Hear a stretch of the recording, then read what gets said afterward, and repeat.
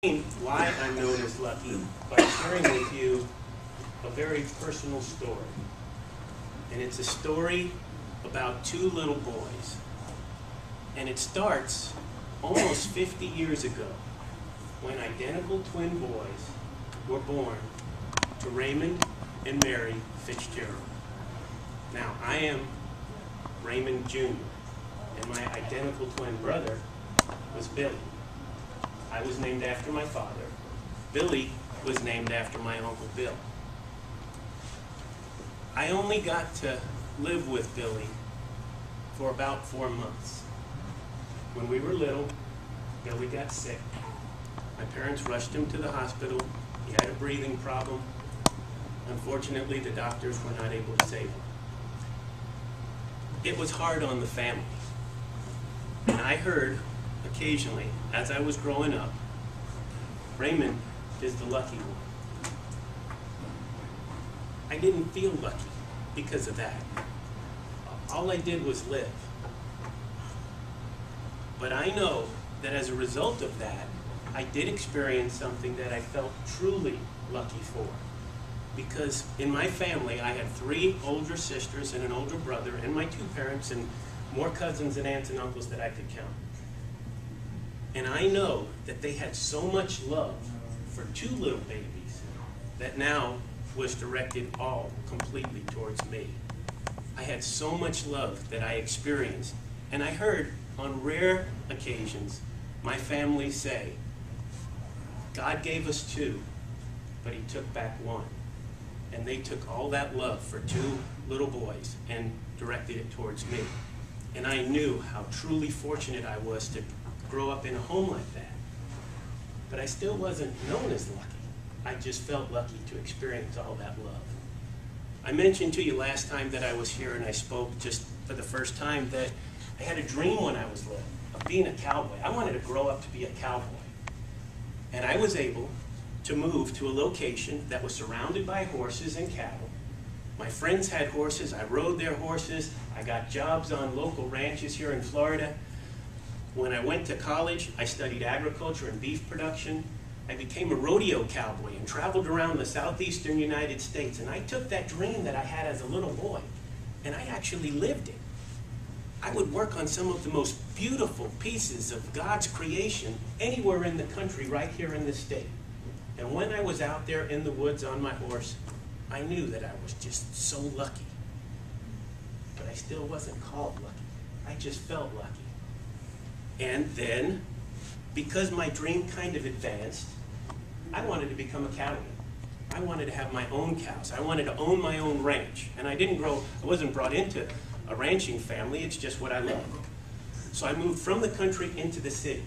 When I came into the city, I started a commodities trading company. And again, the blessings that came to me were just amazing, because my commodities firm went from me to me and a secretary, to me and that secretary and 48 employees. And we had such tremendous gains financially in the industry. It was amazing. And I knew that I was blessed and so fortunate to have that business that allowed me to take the profits and invest in cattle. Well, not everybody would do that, but that was my dream. So I bought a ranch with my closest friend, my best friend, who I really thought of him as the brother that I lost. He was that close. And now I'm in the ranching business. I own a commodities trading company. I'm living out my dream, and I'm knowing how lucky I am. But I'm still not known as lucky. Then I met a woman. And I knew that I was lucky to meet her. And I knew that I was even more lucky that she fell in love with me, because we got married and we were blessed with 2 beautiful children. And again, life was good. So many things were coming towards me. And I knew how lucky I was, how blessed I was. But I still wasn't known as lucky. Because when I was about 38 years old, things started to change. And they changed for the worse. Everything had come to me relatively easily. And although I was thankful, although I knew that I was being blessed, I wasn't used to bad things happening to me. Starting when I was 38, my commodities company started having significant problems. So I took the nice home that I had on Clearwater Beach and mortgaged it, and then mortgaged it again to finance the problems, to try to save my business that was giving my family the lifestyle that we'd come to enjoy. After that, when that wasn't enough, I mortgaged my interest in the ranch. I just was doing anything I can to salvage the business and to save the situation that I was living in. Ultimately, I lost my commodities firm. I lost all of my finances.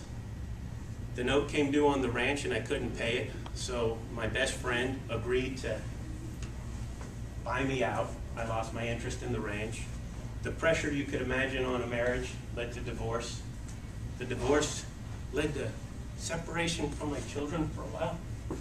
It was tough. It was hard. And during this whole time, that wasn't all of it. My dad died. And my dad was such an influence in my life. And when I had to experience all this, I wasn't prepared. I wasn't prepared to deal with the bad stuff because everything had gone so well up to that point. And I know that I didn't handle it the way I could have. And I feel that I wasn't as strong as I should have been. But of all the things that I lost, the thing that was the worst was the fact that I lost my spirit. Because up until that point, I had a light that shined in me, and I was happy, and I would work hard, but that changed. And now I was engulfed by this feeling of despair. I just felt gloomy. I felt like I had the pressure of the world on me. And after years of suffering and trying to hide it, I went to the doctor and he said, "You have depression." And I can't have depression. I don't have depression, so I denied it. But eventually I came to realize that I was depressed, and that depression lasted for many, many years. My little boy, who was 5 at this time, was sitting on the couch one day, and he went into his room and he saw me sitting in my chair. And he knew that his dad was hurt. He could sense that his daddy was unhappy. He could feel the sadness. And he came out from the room, and he had something in his hand.